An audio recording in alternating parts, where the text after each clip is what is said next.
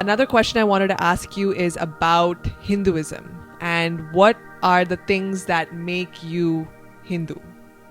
How would you describe being a Hindu to someone if I were to ask that question to you? I would say that I believe in one omnipresent, omniscient, divine, an infinite divine entity, which is Brahman. Mm-hmm. So I believe in that. That makes me Hindu. And the second thing is that I have my own personal close relationship with this God. Mm-hmm. With God, I have it with this God. I believe in a God as a real entity. It is not an abstract entity. It can be with form, it can be formless, but It this can is come in any form. Yeah. can come in any form. So there is this That would this distinguish. all pervasive, permanent, indestructible entity called Brahman. I believe in that. Okay. Yeah. And then I believe in the karma theory. I believe that whatever action you perform, you will get a consequence of that. It will be a reward or a punishment, every action. So then I have to make sure that I start doing better and better karma, so that I and also reduce my karma. There should not be such a big karmic footprint of mine. I have to reduce it. And then I have to try and do good to others. I have to do seva. I have to not just think about myself. I have to reduce my ego. So all these things are a part of being Hindu for me. Karma. I believe in reincarnation, that I know that I'm not my body. I know that how I look now, how I talk now, this is not, maybe how I talk will reflect, but let's say my body is not me, my mind is not me. There's a deep, there is an Atma inside me, which is the real me, and that is indestructible. So I am from indestructible. one body to another. Yeah. So being Hindu is also about knowing that I am indestructible. Okay. So then I will keep doing my karma. I will try to get my purusharthas, the dharma, artha, kama, moksha, which are again terms that you have to explain, and I will keep moving towards my goals. Yeah. I will try to get rid of attachments. I'll try to do good without being attached to anything, and I will not think about the outcomes of what I'm doing, and I will only keep doing my duty. So these are the things which make me think I'm Hindu. Right. We were watching Swami Medhananda's discourse a few days ago, in which he really nicely laid out the 4 things that he has studied different sampradayas because he's wanted to find 4 things that unite all of these different sects and sampradayas of Hinduism to come up with 4 things that everyone believes in. And what was interesting is that the karma theory didn't figure in that 4.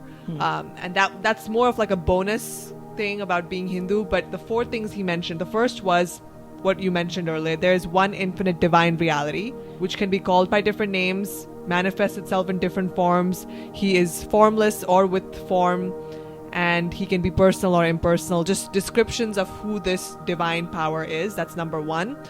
Number 2, we're all intimately connected to the divine through our eternal soul. We all have an eternal soul within us that we are not our physical body. We're separate from our mind-body complex. We are our soul, and that soul is going to go from one body to another in different births. But eventually, it is connected to the divine, that eternal soul. That's number 2. Number 3 is that the goal of life is to achieve liberation from suffering and limitless fulfillment through direct experiential knowledge of divinity. Very good. So it includes the goal. What is the goal of life is one of the tenets that Hindus have to believe in, which is liberation. Yes. And that has also been transferred to Buddhism, and that's they've all taken it from moksha is the ultimate moksha. goal. So Yeah. ultimate goal is to, when I say I want to lose attachment to everything, that's Yeah. moksha. Yeah. Though I didn't use the term moksha. But it's not just losing attachment. It is finally coming together with the divine. It's some form of so bliss. because I'm attached to only the divine. Yeah. So as I move closer to the divine, Yes. I'm losing attachment to all the material things Materialistic around things. me, and relationships also. Yeah. Which seem very important to us, but they will all fall away. All the relationships. There's only one relationship that will remain, and that is with the divine.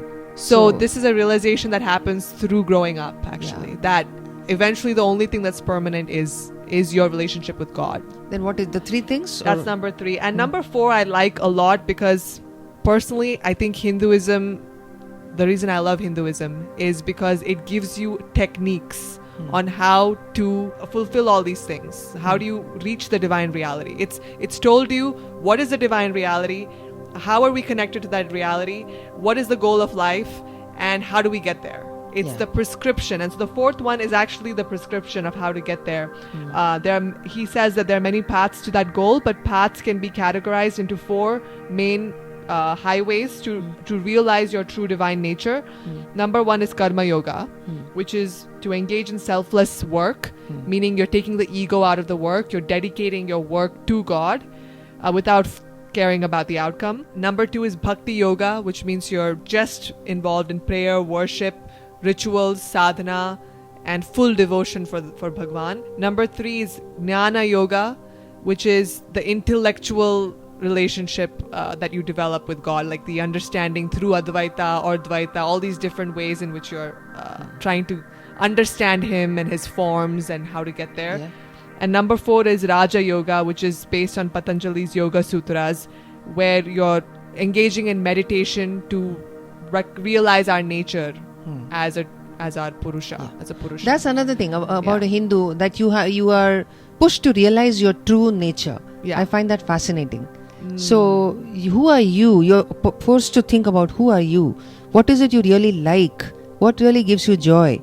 So, those deep questions about who are you? And then slowly you come to know, we have all those things, right? Whether you are a thinker, you are a teacher, are you in your deepest swabhava? Are you a teacher? Are you a person who wants to keep learning and teaching? Or are you a person who wants to keep who wants to do things, like who wants to make things? You understand? You are or do you want to fight? Are you a fighter? You love to. You are your best when you're fighting. You know what gives you your most happiness, where it's not where you achieve the level of flow. I mean, there are all these books that are coming out in the West, like there's a book called Flow, where they're just exploring this concept of, you get bliss when you achieve a state of flow. So how do you find your flow? And then the whole book is about how do you find your flow. Then there's another book called Ikigai, which is again very similar to Raja Yoga, again in terms of Isn't it like Purushartha? Ikigai is about your purpose, finding your purpose. Finding a purpose, and I think Raja Yoga is a way of finding your purpose, right? So it's like they've taken bits and pieces and they've explored that. We have everything. We have the educational apparatus for you to discover that within you. And then you become good at whatever you do. And then you're taught not to be attached to it and not to think you are the owner of it. You are good at it not because you are so good at it. It's because there is someone up there who is giving you that power to be good at it. And so you have to acknowledge that power and be grateful and know you're just a small entity. Right? Yes. So those are the things that when we know that empowers you and it makes you grateful, it brings out the best in you. So I think that the meaning of Hinduism, being a Hindu, not many people know. I mean, I think this, so the karma theory didn't figure in this because I don't think karma really, it doesn't really address the understanding of God. No, karma actually makes you responsible for yourself. The karma theory is lovely because it tells you that it's not like God is coming in on a day-to-day basis and making you do something. It's you who are performing karma every day according to your nature, and then there are these consequences that keep coming to you and you have to keep working through them. And so karma theory also is very important. I think it's quite widespread. In some way or the other, all Hindu sampradayas have the concept of karma. Yeah, that's true. It's there. It's just not an understanding that is necessary for us to achieve Paramatma, I think. We don't need to really... it's just a law of nature. I mean... Yeah, it's just that... But if you want to do karma without having ego... If you want to do karma without ego and think, I am not the doer, then Paramatma comes in. You are doing the karma. No, but that's just karma yoga. I think that karma, you're confusing it. Karma yoga is mentioned here. It's just engage in selfless work, because that's at the end of the day, if you want to achieve like God, if you want to liberate yourself, you can only do these things, a prescription. But karma theory doesn't necessarily give you any prescription as such. It's just telling you that, it's not telling you what to do.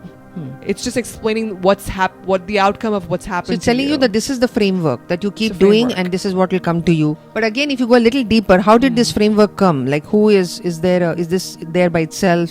Maybe you will come into questions about who created the karma framework. Was it always? I think it's a distraction. Thinking too much about like, oh, this is happening to me. I don't know what I did in my previous birth that led to this. You'll never know what happened to you in your previous birth. Or maybe you can. Oh, you think karma theory is a distraction? It's a distraction because I think it makes you overthink and creates analysis paralysis. No, for it's you. only in terms of knowing that, okay, this is happening to me because I have done something for which then led to I this. go into like I what don't has I don't happened need to to think me. about what I did. I did something which led to this. Let me just make sure that from now on whatever I do is not hurtful to anyone, and whatever I do is the best that I could do at that time or at any moment. I do my best, and the rest, if it comes to me in any way, I just have to face it. So it's just how you approach the karma theory. It exists whether you believe in it or not. Okay. Point is, it exists whether you believe in it or not. Okay. Yeah. fine.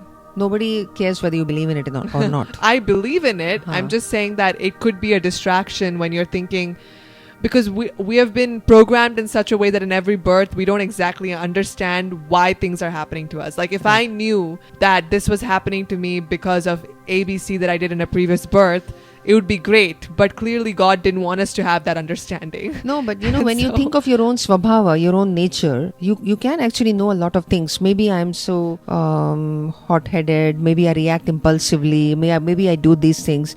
So let me try and control myself. So as you gain more and more self-control, your karma will change as well. The karma that you do.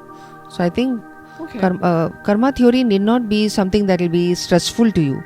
It just makes you, in fact, reduces the stress. So then you don't blame anybody. Why is this happening to me? Why is this happening to me? That's true. So you accept the karma theory. I have done something, so it's happening to me. Yeah. It also And- gets rid of comparisons where you're like, why is that person got more than me? Yes. You realize, okay, they're on Yeah. their own journey. Maybe Yeah. they've lived more births than I have. Maybe Right. I've lived fewer Yeah, births. so Like we're that- just all different. Right. So the person who's enjoying a great life Has done had something to it. done great karma, but you might actually want to know the nature of this person. What is this nature which is enabling him? There might be, you'll find things like this person actually is detached in many ways, maybe. And so, does a lot of things, earns money without really being attached to the money. It's possible. Yeah. So I think every framework is important. The Purushartha framework, Karma framework. We have all these frameworks. The Triguna approach in Hinduism, Sattva, Rajas, Tamas. All of these matter. Like, when you make a decision, then you can see whether am I doing it in the Sattvic way or am I doing it in the Rajasic way? Am I doing it in the Tamasic way? So this is all, I would say, framework that comes into Hindu culture. Like it's just it's come out of the foundation of the ecosystem of Hinduism and the Hindu civilizational culture. Right. But in terms of Hinduism as a religion, I do like these 4 tenets specifically because Hindu as a religion, I would say, is going to describe your relationship with God and how to achieve that. So there's Hinduism as a religion, there's Hinduism as the civilization and what it gave rise to in terms of education, medicine, and all the different fields, Arthashastra, like economy, like that Hinduism is different. And I just want to make those different distinctions between. Right. But when I- addressing divinity and God, then I Right. think that these 4 do a really good job of Right. explaining I what also to think do. that we should, in Hinduism, we do not fear God. So it's not a God-fearing religion. Yeah. So we see I've God. never felt scared Yeah. of God. We are and not his afraid. wrath. Yeah, we could be afraid of our own karma. Like, oh my God, I have done this. Now I'm going to pay for this. So that can happen. But it's not a God who is a punishing entity. In fact, this is the question I got from a professor a few days ago when I gave my talk on Guru Vandana in Rutgers. That professor was asking me about, do you have a punishing God? And I said, no, we generate our own punishments and rewards by our karma. So Yeah, that's actually something it's hard to understand. I mean, it's very different. We don't see it like that at all. I've never thought if I've done something wrong that I never look at it as God will punish me for it or anything. I'll just think, oh no, now I'll have to suffer from it for it. I'm the cause of my own undoing. Yes, There's no yes. God in the picture he's gonna take care of me. He's full of love. He wants to give love to me. And this is just something I've done to myself. That's how I look at it. True. There will be a lot of contradictions because we don't fully understand it. So yes, the karma theory does indicate that when we take an action, there will be an opposite. I mean, there will be some kind of reaction to it. in a different birth. We don't know when we'll be paying for it. But then also maybe everything has been designed in the sense and many that people are doing their karma. There's a karma of a nation also. The whole karma of a nation. Lots of karmas. And so there is some kind of algorithm that's making sure that something that we is, had to do something at a certain time has been already designed beforehand. Maybe. I mean, there's I don't think fatalistic. It's not designed already, I think. It's happening as we are going along. I don't think it's preordained. Yeah. Okay. Yeah. It's a concept. It's a very complex concept. We won't be able to get to it.